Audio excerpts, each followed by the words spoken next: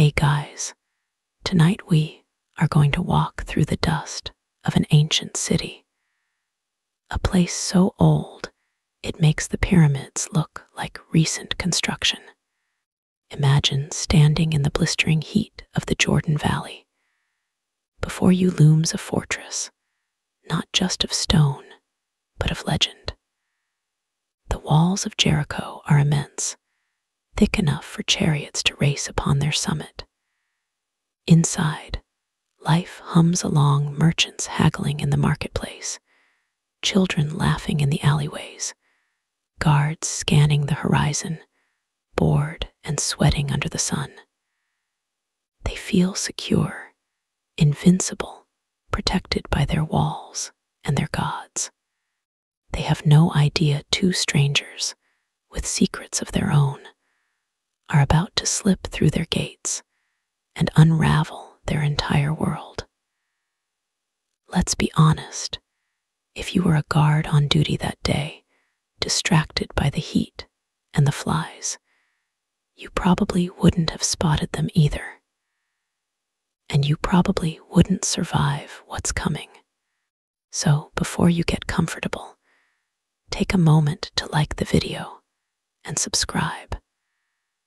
But only if you genuinely enjoy what I do here. Feel free to drop a comment with your city and what time it is for you. It's always a quiet joy to see where everyone is tuning in from around the world. The two men moved like shadows that had detached themselves from the setting sun. Their names we are never told. Perhaps that's intentional, because this story isn't really about them. They were simply two pairs of eyes, sent by a man named Joshua to see what he already suspected, that Jericho, the great walled-up jewel of the Jordan Valley, was ripe with fear. Their instructions were simple, yet impossibly difficult. Go, look over the land, especially Jericho. It was the especially Jericho part that made their palms sweat and their mouths go dry. This wasn't a casual stroll. This was walking into the lion's den to count its teeth, and hopping the lion was a sound sleeper. As they approached the city, the sheer scale of the walls was breathtaking, almost insulting. They rose from the earth like a natural phenomenon, two layers of immense mud brick, a smaller outer wall, and a towering inner one, so thick you could build a house on top. And people had. The city was a fortress, a symbol of human strength and defiance. To the men walking towards its gates, it must have felt like a giant, sandy brown monster, holding its breath as they drew near. They pulled their cloaks a little tighter, trying to look like weary travelers, merchants perhaps. Hopping their Canaanite accents were convincing enough, and that the anxiety thrumming under their ribs wasn't visible on their faces. The gate was a chaotic bottleneck of noise, smells, and motion. Camels groaned under heavy loads of spices, donkeys brayed impatiently, and merchants shouted over the din. The city air was thick with the scent of wood smoke, baking bread, and the less pleasant aroma of livestock. The guards at the gate were large, confident men, their bronze-tipped spears glinting in the fatting light. They gave the two spies a cursory glance, their eyes lingering for a moment before moving on to the next person. A surge of relief, cold and sharp, washed over the spies. They were in. They had passed the first test, but getting in was the easy part. Now, they had to move through the city to observe, to learn its weaknesses, and to do it all without looking like two men who were actively planning the city's demise. They walked the narrow, winding streets, their senses on high alert. They saw the strength of the city everywhere, in the well-fed citizens, the stocked market stalls, the confident swagger of the soldiers. But they also began to notice the whispers. In the taverns, over cups of sour wine, men spoke in hushed tones, not of their own king's strength, but of the strange army camped across the river. They spoke of a God who had parted a sea of water and had laid waste to powerful kings in the wilderness. It was here, in the nervous glances and the forced laughter, that the spies found the first crack in Jericho's mighty walls. Fear was a poison, and it was already seeping into the city's foundations. As darkness began to settle, they knew they needed a place to stay, somewhere inconspicuous. Their eyes landed on a building unlike the others. It was built directly into the massive city wall itself, its back window looking out over the open country. A soft lamplight glowed from within. It was an inn of sorts, a place run by a woman known as Rahab. In that culture, a woman running such an establishment on her own occupied a complicated and often lonely space in society. She was visible, yet overlooked. Her home was a place where people came and went, a place of transient secrets, the perfect place for two spies to disappear. They entered, and Rahab met their gaze. There was an intelligence in her eyes, a shrewdness that had been honed by a life of watching and listening. She was a survivor. She had to be. She saw them for what they were, not just weary travelers. She saw the tension in their shoulders, the way their eyes darted around the room, cataloging exits. And she had heard the rumors, just like everyone else. But unlike everyone else, who simply trembled, Rahab had been thinking.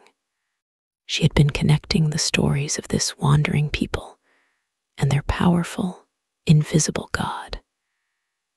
She had been wondering if their God was the true God, the God of heaven above and the earth below. When these two strangers walked into her home, a wild, terrifying thought began to form in her mind. Perhaps this was her chance. Perhaps salvation had just knocked on her door. She gave them a room, brought them food and water, and treated them like any other guests. But the city was smaller than they thought, and the eyes of the king had a long reach. Someone had seen the strangers. Someone had talked. Soon, there was a heavy, official-sounding knock on her door. The spies froze, their hands instinctively moving to the hidden daggers at their belts. Rahab, however, became a picture of calm. She placed a finger to her lips, her eyes conveying a simple message: "Trust me." She went to the door. Standing, there were the king's soldiers, their armor gleaming in the torchlight. "We have a report," the captain said, his voice hard. "2 Israelite spies entered the city at dusk. They were seen coming to your house. Bring them out." Any hesitation, any flicker of fear in her eyes would have been their death sentence. But Rahab was a remarkable actress. She leaned against the doorframe, projecting an air of weary cooperation. "Oh, them," she said, with a dismissive wave of her hand. "Yes, 2 men were here. I have no idea where they were from. They left just before the city gate was shut for the night. If you hurry, you can probably catch them." They went toward the river fords. She was so convincing, so utterly plausible, that the soldiers didn't even question it. They turned and clattered off into the night, their heavy footsteps receding down the street. The hunt was on, but it was heading in the wrong direction. Rahab closed the door, her heart hammering against her ribs. The danger had passed for now. She took a deep, shuddering breath and then went up to the roof.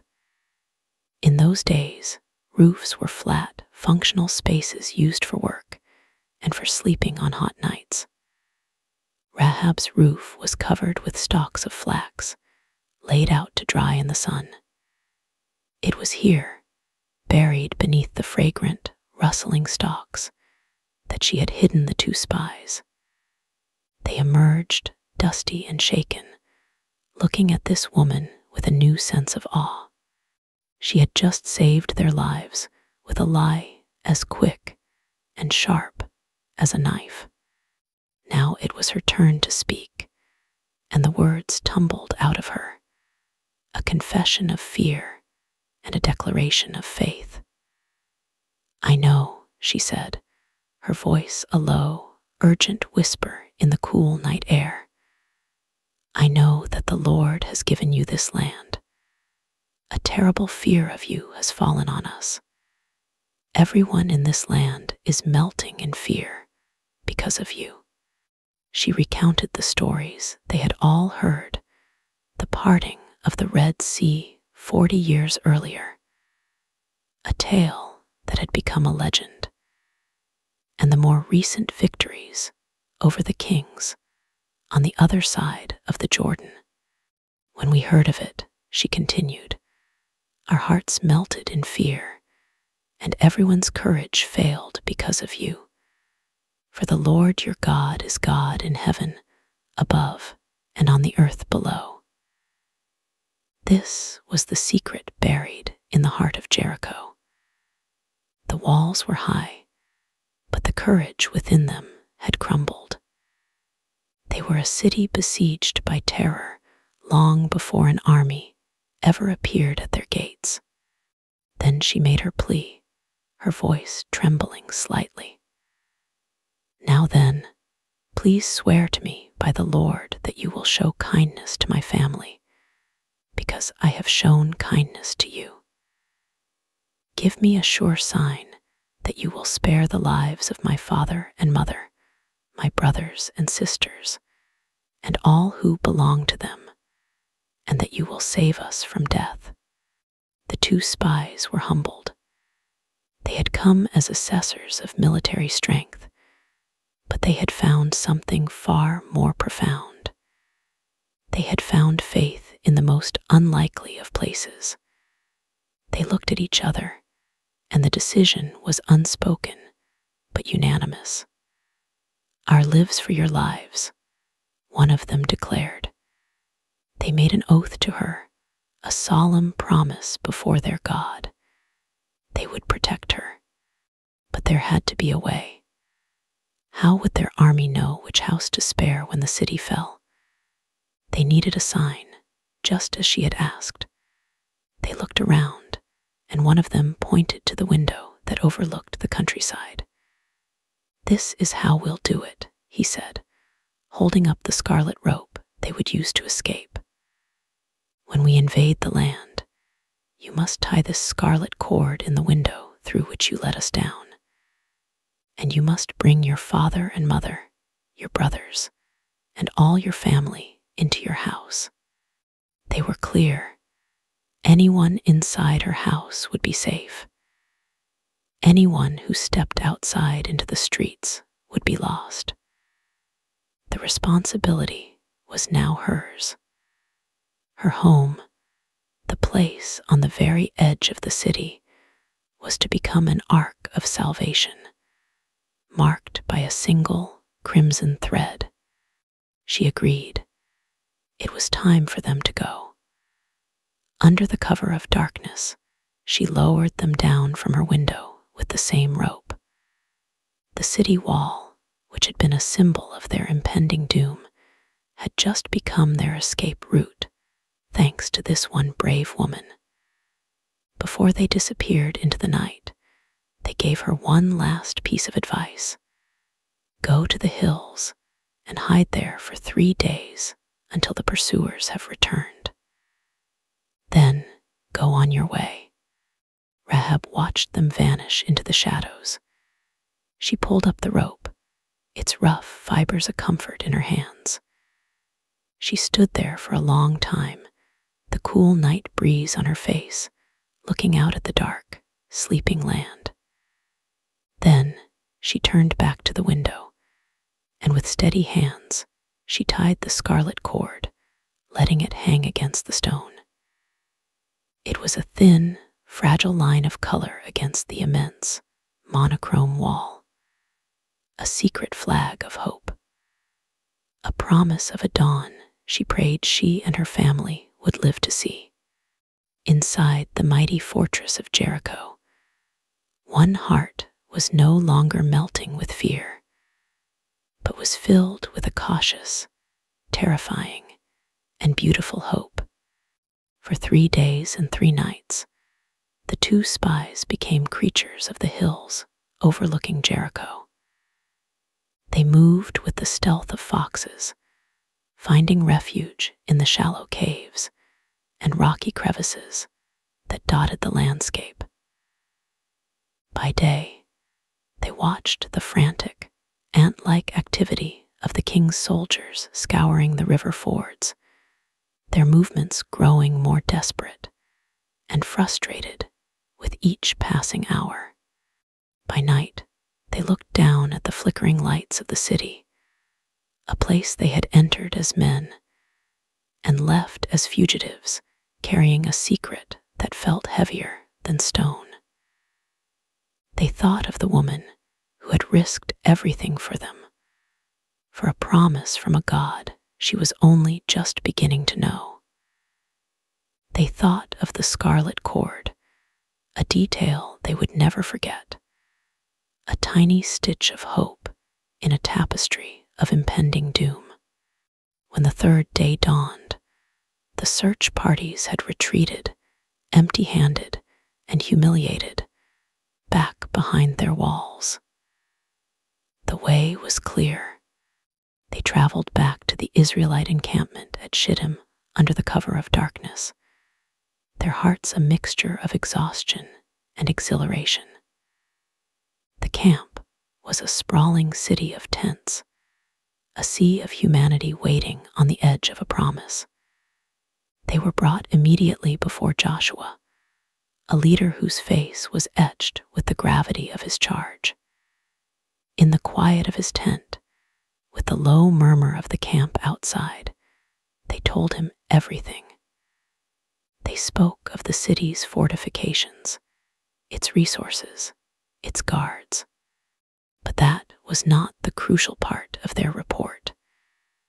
They leaned in, their voices dropping with the weight of their discovery, and repeated the words Rahab had spoken to them on the rooftop, words that were more valuable than any military intelligence. Truly, the Lord has delivered all the land into our hands, they said, their eyes bright with conviction. And what is more, all the inhabitants of the country are faint-hearted because of us. This was the confirmation Joshua had been waiting for. God had not just promised them the land, he had already begun the conquest, not with swords and spears, but with fear. He had captured the hearts and minds of the enemy before a single Israelite soldier had even crossed the river. A quiet confidence settled over Joshua. The path ahead was still fraught with danger, but it was a path God himself was clearing. The next morning, the order was given. The vast camp began to stir, and a nation packed its belongings. They moved as one, a slow, winding river of people and livestock, leaving the plains of Moab behind them and marching to the very edge of their final obstacle, the Jordan River. And it was some obstacle. This was the season of the spring harvest, a time when the snows on distant Mount Hermon melted, sending a furious torrent of water down into the valley. The Jordan was not a gentle, meandering stream. It was a raging, muddy beast, overflowing its banks, churning with debris, its current so powerful it could sweep a man off his feet in an instant. It was utterly, completely impassable. The people set up camp on the eastern bank, and for 3 days they just waited.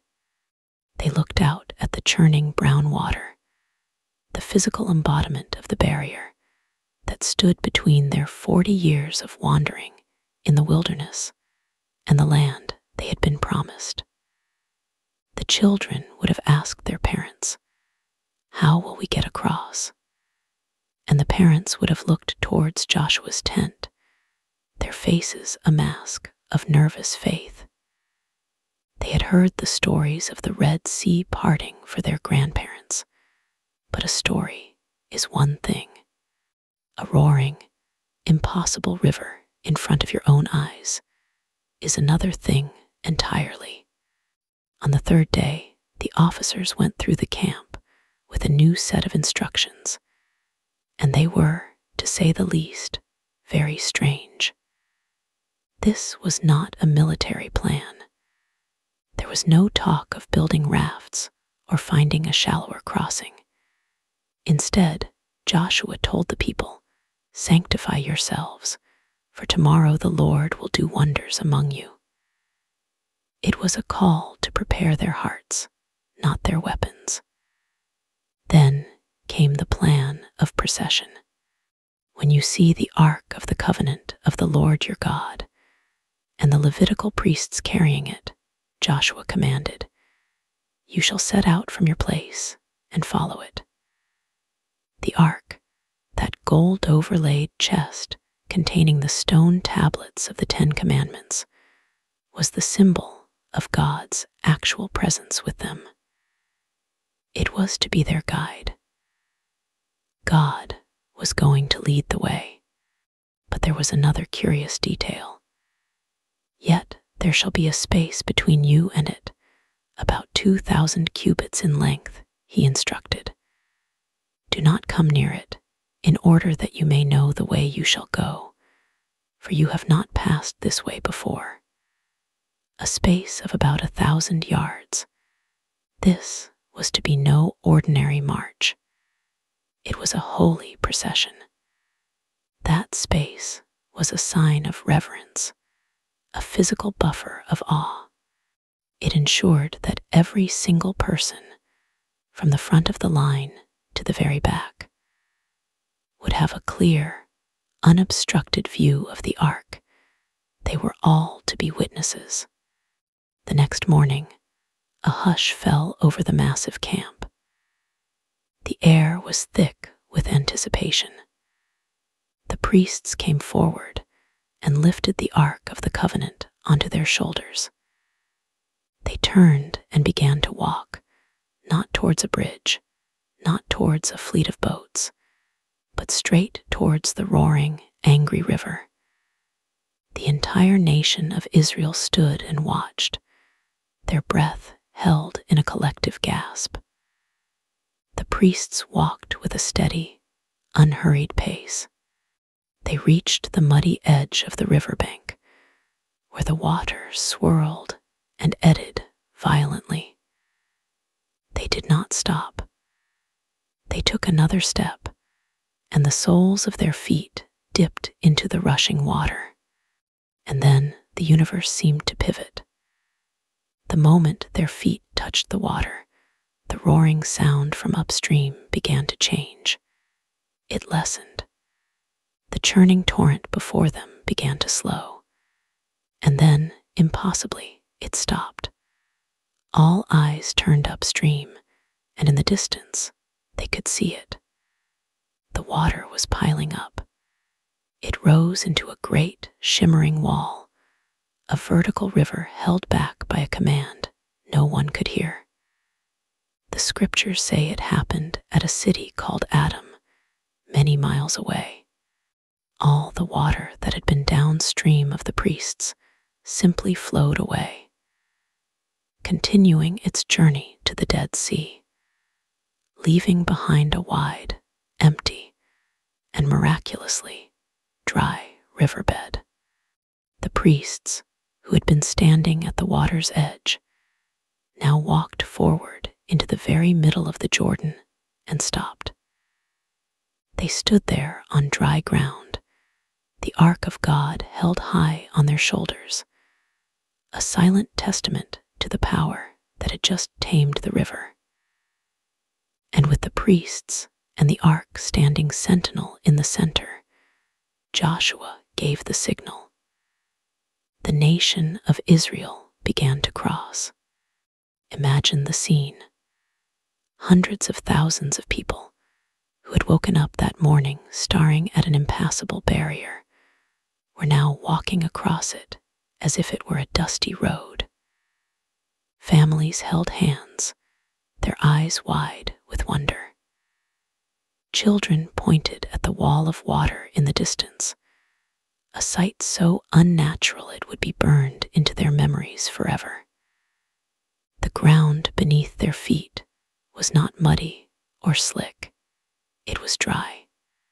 They walked past the priests, past the golden ark, and a profound silence fell over them, a silence of pure, unadulterated awe. They were walking on holy ground through a miracle tailored just for them. This wasn't a story from their grandparents. This was their story now. While they were crossing, Joshua, ever the practical leader, called for 12 men, one from each tribe. He instructed them to go to the very spot where the priests were standing in the middle of the riverbed. Each man was to hoist a large stone from the river floor onto his shoulder, carry it across, and set it up at their first campsite in the Promised Land. "This shall be a sign among you," Joshua said. "When your children ask in time to come, 'What do those stones mean to you?' then you shall tell them that the waters of the Jordan were cut off before the ark of the covenant of the Lord." The miracle was not to be a fleeting memory. It was to be memorialized in stone, a permanent, physical lesson for all future generations. Meanwhile, on the high walls of Jericho, a sentry would have been watching this unfold. He would have seen the massive Israelite nation march to the edge of the flood-swollen river, their natural moat and greatest defense. He might have even chuckled to himself at their foolishness. And then he would have watched in slack-jawed horror as the river stopped.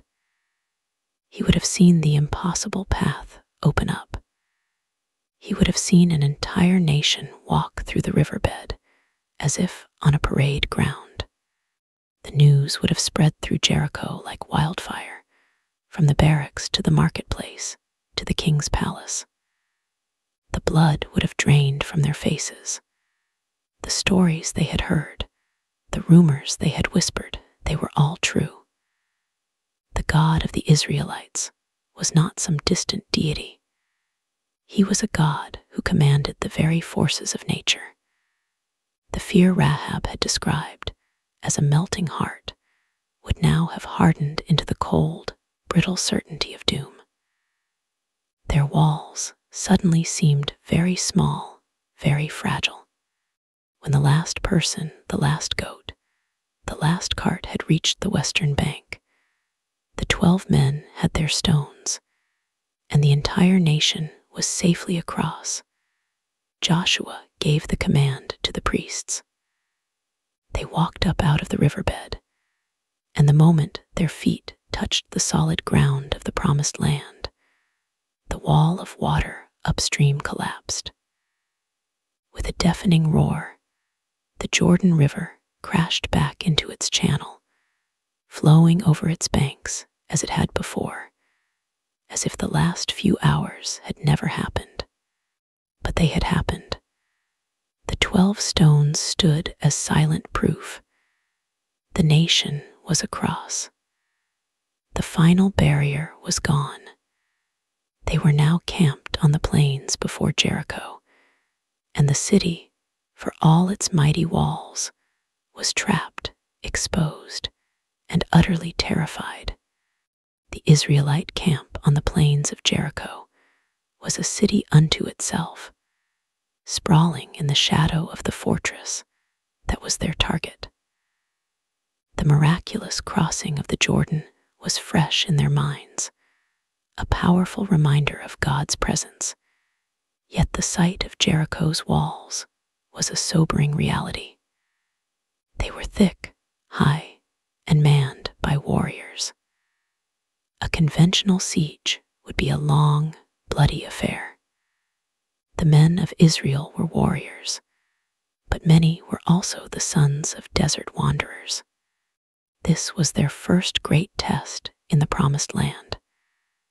As the days passed, a period of preparation and ritual took place. The covenant of circumcision was renewed, and the people celebrated the Passover for the first time on the soil of their new home. They ate the produce of the land, and the manna, their supernatural bread for 40 years, ceased. It was a tangible sign that a new chapter had begun. The wilderness was behind them. The promise was under their feet. One evening, as Joshua was surveying the land near Jericho, his mind no doubt wrestling with strategies and battle plans, he looked up and saw a man standing before him, holding a drawn sword. Joshua, ever the soldier, was immediately on guard. He strode towards the figure, his own weapon likely ready in his hand. "Are you for us or for our adversaries?" he demanded, his voice sharp and challenging. The man's reply was not what he expected. "No," he said, his voice ringing with an authority that was not of this world. "But as commander of the army of the Lord, I have now come." In an instant, Joshua's perspective shifted. The warrior in him gave way to the servant. He was not the ultimate commander of this operation. He was a subordinate. He fell on his face to the earth in worship and asked, "What does my Lord say to his servant?" The commander of the Lord's army gave him a simple, profound instruction.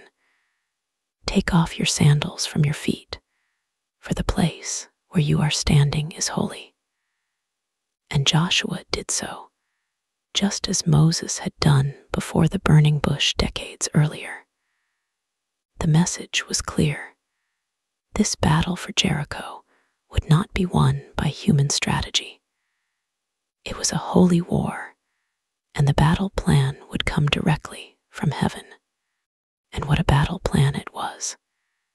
It defied all military logic, all human wisdom. Joshua gathered the leaders of Israel and relayed the Lord's instructions, and one can only imagine the stunned silence that followed. There would be no siege engines, no battering rams, no scaling ladders, no attempt to tunnel under the walls. Instead, for 6 days, they were to conduct a parade. The army was to march around the city once each day. The formation was precise. First, a contingent of armed men. Then 7 priests, each holding a shofar, a trumpet made from a ram's horn.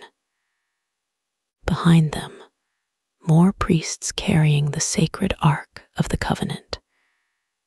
And finally, a rear guard to protect the procession. And then came the most peculiar instruction of all. As they marched, the entire army was to be completely silent. No one was to utter a word. No war cry, no taunts, no shouting. The only sound was to be the rhythmic tramp of thousands of feet on the dry ground and the continuous, piercing blast of the 7 rams' horns. "You shall not shout or make your voice heard," Joshua commanded them. "Not a word shall escape from your mouth until the day I tell you to shout. Then you shall shout." It was a test of discipline, of patience, and above all, of faith. They were being asked to trust a plan that sounded like madness. On the first day, the city of Jericho awoke to a strange sight. Their scouts on the walls would have shouted the alarm. "They're coming. The Israelites are on the move." The soldiers of Jericho would have scrambled to their positions, gripping their spears, knocking arrows to their bows, adrenaline coursing through them. They were ready for a fight, but the fight never came. Instead, they watched as this bizarre procession emerged from the Israelite camp and began to circle their city. The armed warriors marched with grim determination, their faces set, their mouths shut.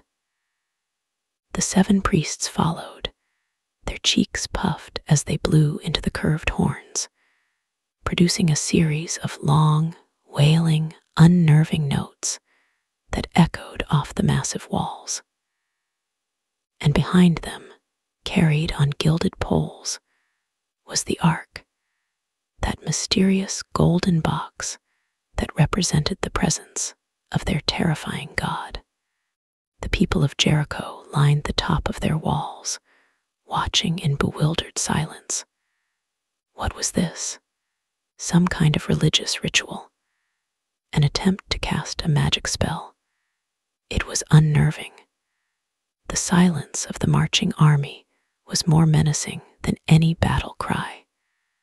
A shouting enemy is an enemy you can understand. A silent enemy is an enigma. The only sounds were the endless marching and the relentless, dissonant blare of the horns. The shofar's call was not a musical tune. It was a raw, primal sound, used to signal alarms, to announce kings, to call people to worship.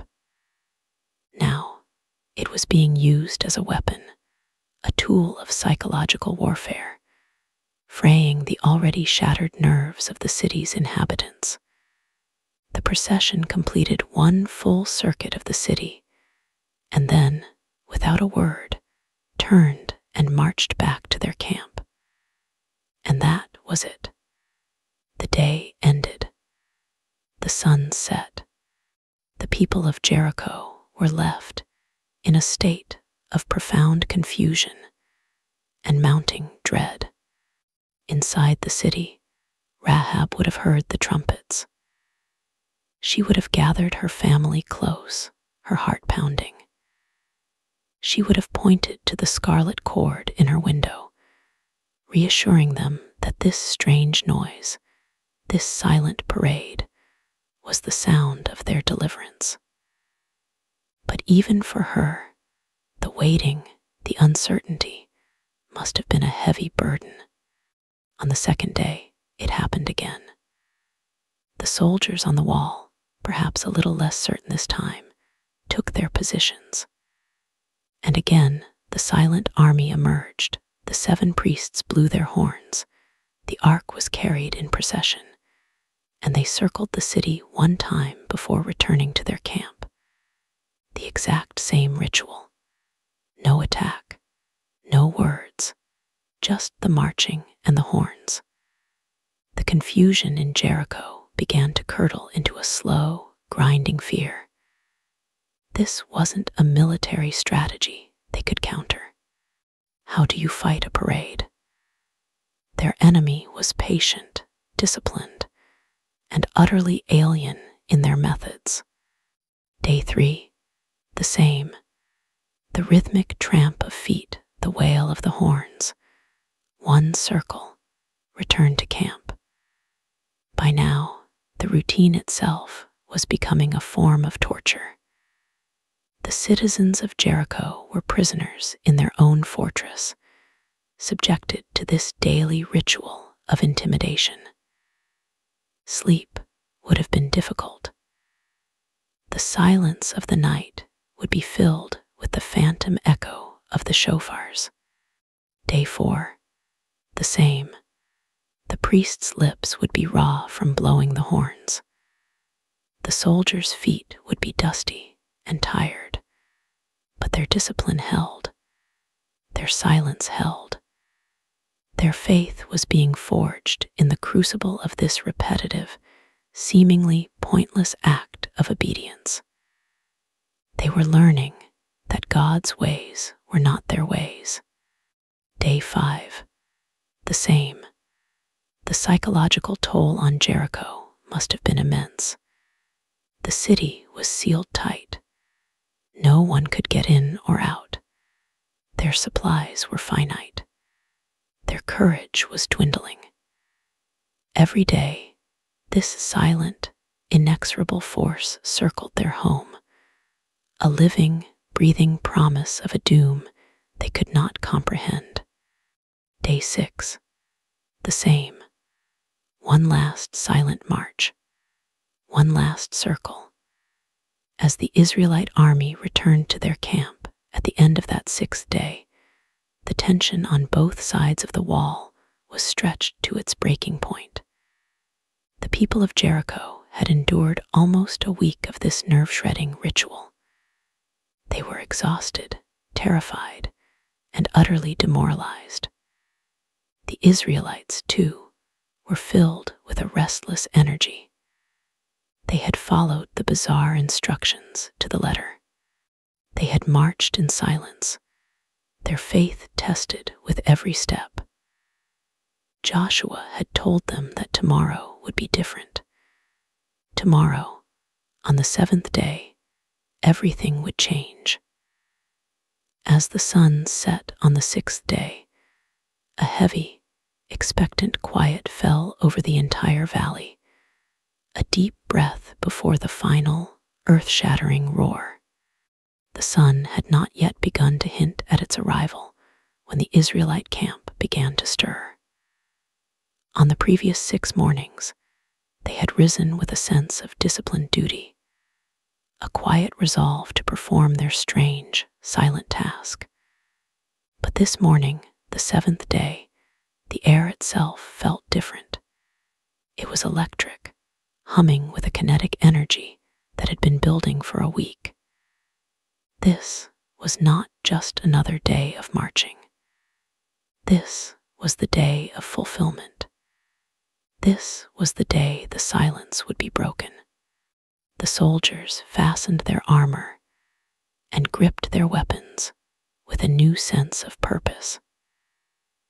The priests consecrated themselves, their faces solemn as they prepared to lift the ark for its final journey around the doomed city. Joshua stood before the assembled nation as the first pale light of dawn painted the eastern sky.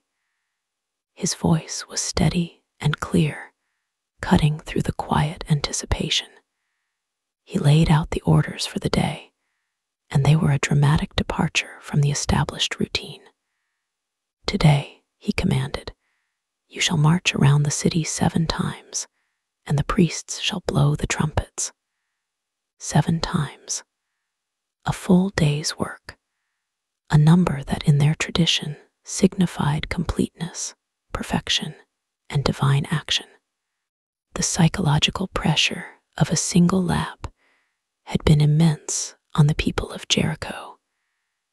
The pressure of 7, one after another, would be unimaginable. Then he gave the final, crucial command. And when they make a long blast with the ram's horn, as soon as you hear the sound of the trumpet, then all the people shall shout with a great shout. For 6 days, they had held their voices in check, a profound act of collective restraint. Now, that stored energy, that silent faith, was to be unleashed in a single, explosive moment. But Joshua's instructions didn't end there. He spelled out in stark terms what was to happen after the shout. The city and everything in it was to be Hirm, a Hebrew word meaning devoted to the Lord for destruction. This was not to be a battle for personal gain.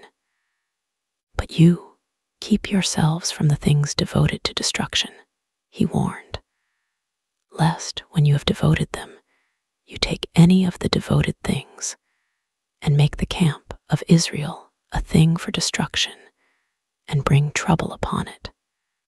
No looting for treasure, no claiming of spoils. The only exceptions were the articles of precious metal, silver, gold, bronze, and iron. These were to be considered sacred and consecrated to the Lord's treasury. This act was to be one of judgment, not of greed. And then, his voice softening, but losing none of its authority, he addressed the most important exception of all. His eyes found the 2 men he had sent into the city weeks before. But the city and all that is within it shall be devoted to the Lord for destruction, he repeated, then added the vital addendum. Only Rahab the prostitute and all who are with her in her house shall live, because she hid the messengers whom we sent. The promise made on a dark rooftop was to be honored. The scarlet cord was not just a symbol of hope for Rahab. It was a symbol of God's own faithfulness. In the midst of this all-encompassing judgment, a thread of mercy would hold fast. With the commands given, the great procession began.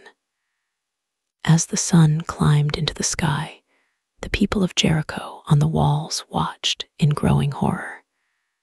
The silent army had returned, but this time they weren't leaving.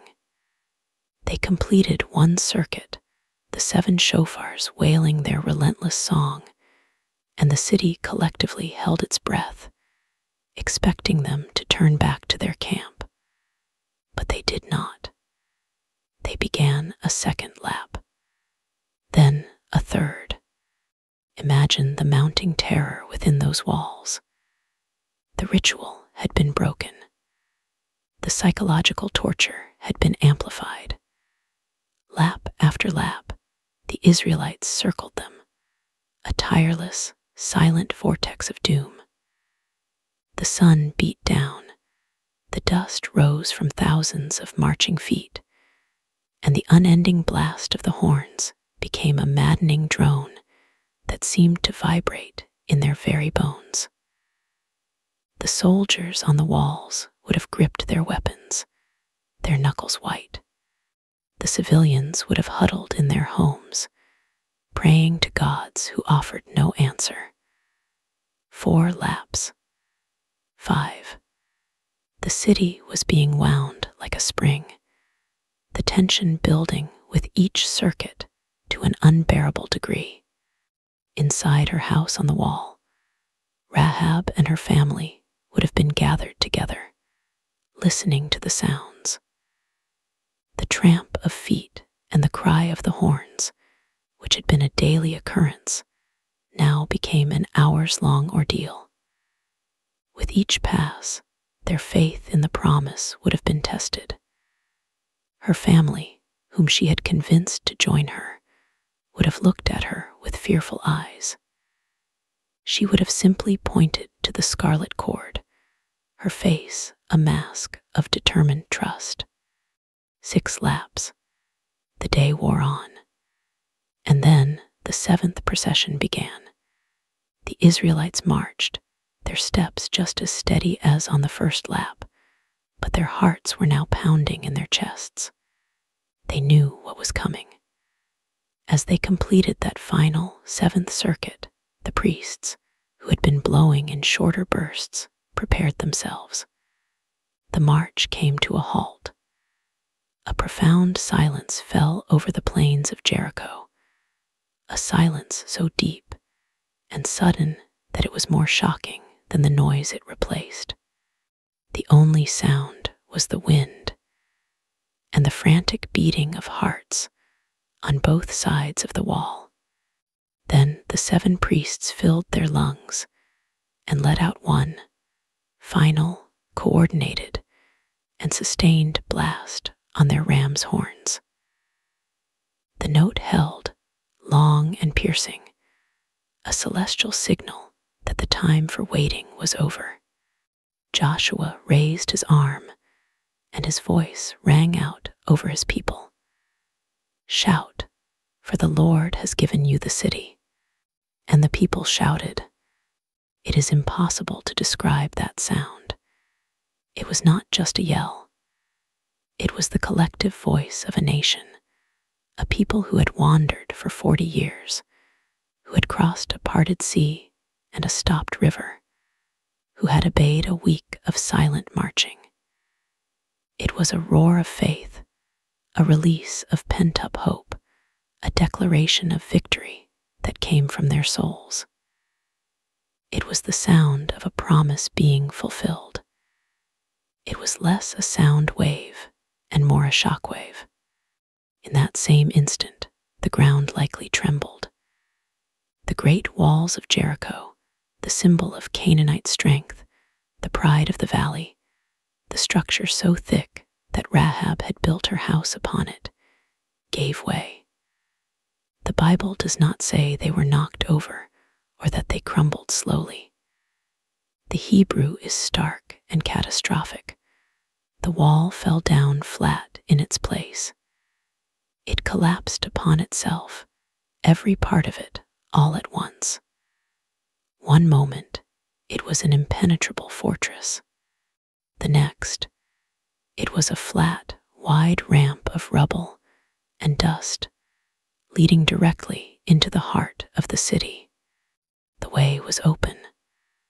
There were no gates to breach, no walls to scale. The Israelite soldiers, who had been standing in silent formation, now surged forward, their feet finding purchase on the ruins of the very walls that had been built to keep them out. The city's greatest defense had become its entryway. A wave of armed men poured into Jericho, charging straight ahead from their positions all around the city. The moment of divine judgment had arrived, and the once invincible city was laid bare, utterly and completely vulnerable. The first thing on the agenda, however, was not destruction, but a rescue. The 2 spies, their promise to Rahab now due, separated from the main force and ran towards the one section of the wall where a single house, miraculously, still stood. A scarlet cord fluttering in its window like a final, victorious flag. Amidst the cataclysmic roar of the falling walls and the great shout of the nation, the 2 spies moved with a singular focus. They were men on a sacred mission, their path illuminated not by military strategy, but by the memory of a promise made on a dark rooftop. As the main force of Israelite soldiers surged over the rubble into the heart of the city, the 2 men broke away, their eyes fixed on the one landmark that mattered. They navigated the chaos, the rising dust, and the disorienting landscape of a city that had just lost its shape, looking for that specific section of the wall where a house had been built. Miraculously, while the fortifications all around it had collapsed into a ramp of debris, Rahab's home, though likely damaged, remained accessible. And there it was, fluttering in the dust-choked air, the scarlet cord. It was a fragile, defiant splash of color in a world that had turned to gray ruin, a beacon of faithfulness in the midst of overwhelming destruction. They reached the house and found Rahab and her family huddled inside, their faces pale with a mixture of terror and hope. She had done as she was told, gathering everyone she held dear under her roof, her father, her mother, her brothers, and all their households. They were a small island of humanity, waiting for a promise to be fulfilled while their world disintegrated around them. The spies entered, and the relief that washed over Rahab's face must have been a beautiful sight. These were the men she had saved, and now they had come to save her. Gently but urgently, they led the entire family out of the house and through the surreal landscape of the fallen city. They guided them back the way they had come, over the rubble and away from the chaos, to a place of safety just outside the main Israelite camp. Here they were to wait. They were safe from the destruction, but their transition into a new life had just begun. They were no longer citizens of Jericho, but they were not yet fully part of Israel. They were a family in between, saved by grace, their future held in the hands of the God whom Rahab had so bravely trusted. The oath had been honored. The spies had kept their word. With the rescue complete, the final, somber chapter of Jericho's story unfolded. The city, as Joshua had commanded, was utterly devoted to the Lord. The Israelite soldiers moved through the streets, not as plunderers seeking wealth, but as instruments of a divine judgment that had been long delayed. It was a grim and terrible task, a stark reminder of the gravity of their holy war. They set the city ablaze, and the smoke rose to the sky in a thick plume, a final funereal monument to the fortress that had once stood so proud. From the ashes, the specially designated men collected the things that were consecrated to God: the silver, the gold, the vessels of bronze and iron. These were not spoils of war to be distributed among the soldiers. They were brought to the tabernacle and placed in the treasury of the Lord, a sign that this victory and everything in it belonged to him alone. When the fires had died down and a profound, echoing silence had settled over the ruins, Joshua stood before the smoldering remains of the city. He raised his hand and spoke a solemn oath, a curse that would hang over this patch of ground for centuries to come. His voice carried over the assembled people. Cursed before the Lord be the man who rises up and rebuilds this city, Jericho. At the cost of his firstborn shall he lay its foundation, and at the cost of his youngest son shall he set up its gates.